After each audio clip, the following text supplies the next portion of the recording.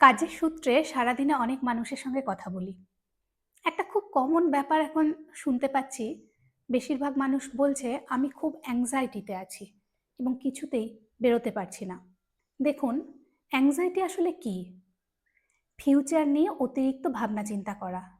কি হবে, কি করব, কিভাবে হবে, ইত্যাদি ইত্যাদি।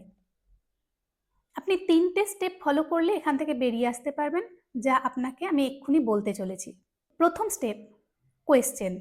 নিজেকে জিজ্ঞেস করুন, আমি যেগুলো ভাবছি সেগুলো কি বাস্তবে আসলে সত্যি, নাকি আমি কল্পনা করছি? বর্তমানে কি আমি আনসেফ? দ্বিতীয় স্টেপ, রিফ্রেম করুন। নিজেকে বলুন, আমি অ্যাংজিয়াস হয়ে রয়েছি, তাই এইভাবে ভয় পাচ্ছি। আমার সব কিছু ঠিকঠাক আছে এবং ঠিকঠাক হবে। তৃতীয় স্টেপ ভীষণ ইম্পর্টেন্ট, চেঞ্জ ওয়াইসলি। আপনি কিন্তু মোবাইল নিয়ে বসে পড়বেন না। ঘরের মধ্যে ২ মিনিট এদিক ওদিক হাঁটাচলা করুন।